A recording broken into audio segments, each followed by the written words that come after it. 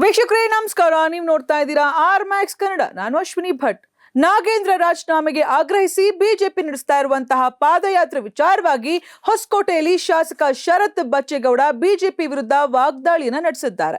ಬಿಜೆಪಿಯವರು ಈ ವಿಚಾರವನ್ನ ರಾಜಕೀಯವಾಗಿ ಬಳಸಿಕೊಳ್ಳಲು ಪ್ರಯತ್ನಿಸುತ್ತಿದ್ದಾರೆ ಎಂದು ಆರೋಪಿಸಿದ ಅವರು, ಬಿಜೆಪಿಯವರಿಗೆ ನೈತಿಕತೆ ಇದ್ರೆ ಮೊದಲು ಬಿಹಾರದ ಬಿಜೆಪಿ ಮುಖ್ಯಮಂತ್ರಿಯಿಂದ ರಾಜೀನಾಮೆ ಕೊಡಿಸಲಿ, ಪಶ್ಚಿಮ ಬಂಗಾಳದ ಮುಖ್ಯಮಂತ್ರಿಯ ರಾಜೀನಾಮೆ ಪಡೆಯಲಿ, ನಮ್ಮ ಸಚಿವ ಸಂಪುಟದಲ್ಲಿರುವ ಪ್ರಕರಣಗಳನ್ನು ಎದುರಿಸುತ್ತಿರುವ ಸಚಿವರಿಂದಲೂ ರಾಜೀನಾಮೆ ಪಡೆಯಲಿ ಎಂದು ಕಿಡಿಕಾರಿದ್ದಾರೆ. ನಾಗೇಂದ್ರ ರಾಜೀನಾಮೆ ವಿಚಾರವನ್ನು ಮುಂದಿಟ್ಟುಕೊಂಡು ಬಿಜೆಪಿ ನಡೆಸ್ತಾ ಇರುವ ಹೋರಾಟ ರಾಜಕೀಯ ಪ್ರೇರೇಪಿತವಾಗಿದೆ ಎಂದು ಶಾಸಕ ಶರತ್ ಬಚ್ಚೇಗೌಡ ಆರೋಪಿಸಿದ್ದಾರೆ. ನಗರದಲ್ಲಿರ್ತಕ್ಕಂಥ ಡಿಗ್ರಿ ಕಾಲೇಜಲ್ಲಿ boys PU college, girls PU college ಮತ್ತೆ ಡಿಗ್ರಿ ಕಾಲೇಜಿನ ಮಕ್ಕಳೆಲ್ಲರನ್ನೂ ಕೂಡ ಸೇರಿ ಅವ್ರಿಗೆ ಒಂದು ಆರೋಗ್ಯದ ಅರಿವು ಮೂಡಿಸುವಂತ ಒಂದು ಕಾರ್ಯಕ್ರಮ, ಅದರ ಜೊತೆಗೆ ಆರೋಗ್ಯ ತಪಾಸಣೆ ಶಿಬಿರನ ಇವತ್ತು ನಾವು ಆಯೋಜನೆ ಮಾಡಿಕೊಂಡು ಇವತ್ತು ಏನ್ ನಮ್ಮ RK ಫೌಂಡೇಶನ್ ವತಿಯಿಂದ ಮಾಡಿರ್ತಕ್ಕಂಥ ಕಾರ್ಯಕ್ರಮದಲ್ಲಿ ಕಾರ್ತಿಕ್ ಜೀವ ಮತ್ತೆ ಅವರ ಸಂಗಡಿಗರು ಮತ್ತೆ ಸಿಲಿಕಾನ್ ಸಿಟಿ ಆಸ್ಪತ್ರೆಯ ವತಿಯಿಂದ ಇಲ್ಲಿ ಸುಮಾರು 1,500 ಮಕ್ಕಳಿಗೆ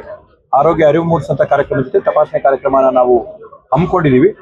ಆ ಒಂದು ಕಾರ್ಯಕ್ರಮದಲ್ಲಿ ಇವತ್ತು ಅತ್ಯಂತ ಯಶಸ್ವಿಯಾಗಿ ನಡೆದಿದೆ. ಅದ್ರ ಜೊತೆಗೆ ಇವತ್ತೇನು ಕರ್ನಾಟಕ ರಾಜ್ಯ ಸರ್ಕಾರದ ಕಡೆಯಿಂದ ಬೇಡ ಬ್ರೋ ಅಂತೇಳಿ ವ್ಯಸನಗಳ ವಿರುದ್ಧವಾಗಿ, ಡ್ರಗ್ಸ್ ವಿರುದ್ಧವಾಗಿ ಹೋರಾಟ ಏನು ನಡೀತಾ ಇದೆ ಅದರ ಒಂದು ಅರಿವನ್ನು ಕೂಡ ಇವತ್ತು ಮಕ್ಕಳಿಗೆ ನಾವು ಇವತ್ತು ಮೂಡಿಸಿದ್ದೀವಿ. ಅತ್ಯಂತ ಯಶಸ್ವಿಯಾಗಿ ಇವತ್ತು ಕಾರ್ಯಕ್ರಮ ಆಗಿದೆ. ಮಕ್ಕಳು ಬಂದು ಭಾಗವಹಿಸಿದ್ದಾರೆ.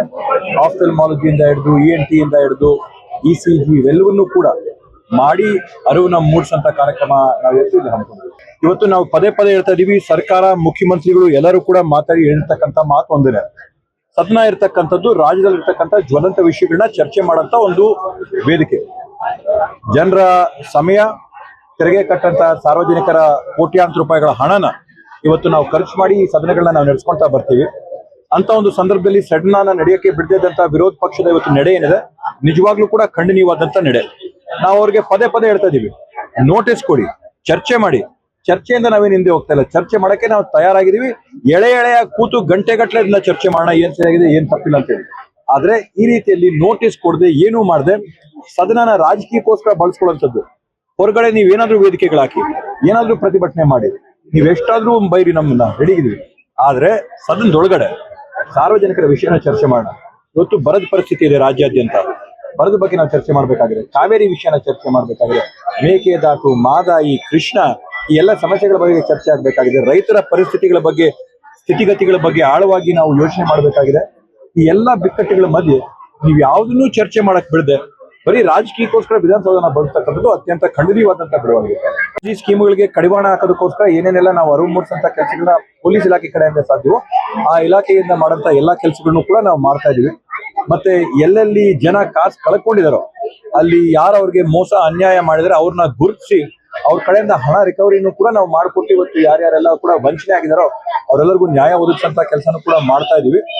ಸಾರ್ವಜನಿಕರಲ್ಲಿ ನಾನ್ ಮನವಿ ಮಾಡ್ಕೊಳ್ಳೋದು ಏನಂತಂದ್ರೆ, ಈ ರೀತಿಯಾದಂತಹ ಸ್ಕೀಮ್ಗಳನ್ನ ತಂದಾಗ ಒಂದ್ 2-3 ಬಾರಿ ಯಾರಿಗಾದ್ರೂ ಮಾತಾಡ್ಬೇಕು, ಚರ್ಚೆ ಮಾಡ್ಬೇಕು, ಯೋಚನೆ ಮಾಡ್ಬೇಕು. ಯಾಕಂದ್ರೆ ಗುಪ್ತವಾಗಿ ಇದನ್ನ ಮಾಡಕ್ ಹೋದಂತ ಸಂದರ್ಭದಲ್ಲಿ ಈ ರೀತಿಯಾಗಿ ವಂಚನೆ ಆಗುತ್ತೆ. ಅದರಿಂದ ಇಂತ ಬಂದ್ರೆ ಜನನು ಕೂಡ ಒಂದು ಆಲೋಚನೆ ಮಾಡಿ 2-3 ಸರಿ, ಯಾಕಂದ್ರೆ ಇವತ್ತು ಸೋಷಿಯಲ್ ಮೀಡಿಯಾ ಅಲ್ಲಿ ಕೂಡ ಬಂದಿದ್ದೆಲ್ಲ ನಿಜ ಅಲ್ಲ, ಕೇಳಿದ್ದೆಲ್ಲ ಸತ್ಯವಲ್ಲ. ಅದರಿಂದ ಇದ್ರ ಬಗ್ಗೆ ಆಳವಾಗಿ ಯೋಚನೆ ಮಾಡಿ ಕ್ರಮಗಳು ತಗೋಬೇಕಾಗುತ್ತೆ. ಸರ್, ಈಗ ಸದನ ಮುಗಿತು, ಈಗ ಪಾದಯಾತ್ರೆಗೆ ಮುಂದಾಗಿದ್ದಾರೆ ಬಿಜೆಪಿ ಅವರು. ಸದನದಲ್ಲಿ ತೊಂದರೆ ಕೊಟ್ಟು ಈಗ ಪಾದಯಾತ್ರೆಗೆ ಮುಂದಾಗಿದ್ದಾರೆ. ಇದ್ರ ಬಗ್ಗೆ ಇವತ್ತು ಬಿಜೆಪಿ ಅವರು ಈ ವಿಷಯನ ರಾಜಕೀಯವಾಗಿ ಬಳಸ್ಕೊಂತ ಪ್ರಯತ್ನ ಮಾಡ್ತಾ ಇದಾರೆ. ನೈತಿಕತೆ ಇದ್ರೆ, ನೈತಿಕ ಹಕ್ಕಿದ್ರೆ, ಅವ್ರು ಕೇಳ್ತಾ ಇರ್ತಕ್ಕಂಥ ವಿಷಯಗಳ ಬಗ್ಗೆ ಅವ್ರಿಗೇನಾದ್ರು ನಂಬಿಕೆ ಇದ್ರೆ ಮೊದಲು ಬಿಹಾರದಲ್ಲಿರ್ತಕ್ಕಂಥ ಮುಖ್ಯಮಂತ್ರಿಗಳ ಕೈಯಲ್ಲಿ ರಾಜೀನಾಮೆ ಕೊಡಿಸ್ಲಿ, ವೆಸ್ಟ್ ಬೆಂಗಾಲ್ ಮುಖ್ಯಮಂತ್ರಿಗಳ ಕೈಯಲ್ಲಿ ರಾಜೀನಾಮೆ ಕೊಡಿಸ್ಲಿ, ಅವರವರ ಸಚಿವ ಸಂಪುಟಗಳಲ್ಲಿ ಯಾರ್ಯಾರ ಮೇಲೆ ಕೇಸ್ಗಳವ್ರೆ ಅವರೆಲ್ಲರೂ ಕೂಡ ರಾಜೀನಾಮೆ ಕೊಟ್ಟು ಹೊರಗೆ ಬರಲಿ. ನನಗೆ ಗೊತ್ತಿದ್ದ ಅಂಕಿಅಂಶಗಳ ಪ್ರಕಾರವಾಗಿ ಕೇಂದ್ರದಲ್ಲಿರ್ತಕ್ಕಂಥ ಬಿಜೆಪಿ ಸರ್ಕಾರ, ಬಿಜೆಪಿ ಆಡಳಿತ ರಾಜ್ಯ ಸರ್ಕಾರಗಳ ಲೆಕ್ಕಾಚಾರ ತಗೊಂಡ್ರೆ ಸುಮಾರು 137ಕ್ಕೂ ಹೆಚ್ಚು ಅವರ ಸಚಿವರುಗಳೇನಿದ್ದಾರೆ ಈ ರೀತಿಯಾದಂತಹ ಪ್ರಕರಣಗಳು ಅವ್ರ ವಿರುದ್ಧವಾಗಿ ದಾಖಲಾಗಿವೆ. ಅವರೆಲ್ಲರ ಕೈಯಲ್ಲಿ ಕೂಡ ಮೊದಲು ಅವ್ರು ರಾಜೀನಾಮೆ ಕೊಡ್ಲಿ. ನೀವು ನಿಮ್ ತಟ್ಟೆಯಲ್ಲಿ ಯಜ್ಞನ ಇಟ್ಕೊಂಡು ಇವತ್ತು ಊರಿಗೆಲ್ಲ ಕೂಡ ಉಪಚಾರ ಮಾಡಕ್ ಬರ್ತಾ ಇದೀರಾ. ಆದ್ರಿಂದ ಫಸ್ಟ್ ನಿಮ್ಮನ್ನ ನೀವು ಸ್ವಚ್ಛ ಮಾಡ್ಕೊಳ್ಳಿ, ಆಮೇಲೆ ವಿಶ್ವಕ್ಕೆಲ್ಲ ನೀವು ಬೇಕಾದ್ರೆ ಏನ್ ಸಂದೇಶ ಸಾರ್ತಿರೋ ಆ ಸಂದೇಶ ಸಾರ್ತೀರೋ. ಬಳ್ಳಾರಿ ಪಾದಯಾತ್ರೆ ಮಾಡ್ತೀನಿ ಅಂತ ಬಿಜೆಪಿ ಹೇಳ್ತಾ ಇದಾರೆ. ಯಾಕಂದ್ರೆ ಈಗ ಇವು ಸಚಿವ ಸಂಪುಟದಲ್ಲಿ ಯಾವುದೇ ಕ್ರಮ ಆಗ್ಲಿಲ್ಲ ಅಂದ್ರೆ ಬಳ್ಳಾರಿ ಪಾದಯಾತ್ರೆ ಮಾಡ್ತೀವಿ ಕಾಂಗ್ರೆಸ್ ವಿರುದ್ಧ. ಸಚಿವ ಸಂಪುಟನ ಮಾಡಂತದ್ದು, ಸಚಿವ ಸಂಪುಟನ ನಿರ್ಧಾರ ಮಾಡ್ಕೊಳ್ಳುವಂಥದ್ದು ಸರ್ಕಾರದ ಮುಖ್ಯಮಂತ್ರಿಗಳ ಅವರ ಒಂದು ಹಕ್ಕು. ವಿರೋಧ ಪಕ್ಷಗಳು ಹೇಳಿದಂತ ಆಧಾರದ ಮೇಲೆ ಸಚಿವ ಸಂಪುಟಗಳು ತಯಾರಾಗೋದಿಲ್ಲ, ಅಥವಾ ವಿರೋಧ ಪಕ್ಷಗಳ ಒತ್ತಡಗಳ ಮೇಲೂ ಕೂಡ ಸಚಿವ ಸಂಪುಟಗಳು ತಯಾರಾಗೋದಿಲ್ಲ. ಅದಕ್ಕೇನಾದ್ರೂ ಕೂಡ ಉತ್ತರ ಕೊಡ್ಬೇಕಂದ್ರೆ ರಾಜ್ಯದ ಜನರು ಉತ್ತರ ಕೊಡ್ಬೇಕು, ರಾಜ್ಯದ ಜನ ಆದೇಶ ಮಾಡ್ಬೇಕು. ಅದರಿಂದ ಇದೆಲ್ಲ ಸುಮ್ಮನೆ ರಾಜಕೀಯ ಮಾಡ್ತಿದ್ ಬಿಟ್ರೆ ಬೇರೆ ಯಾವ್ದು ಅರ್ಥ ಇಲ್ಲ ಇದರಲ್ಲಿ.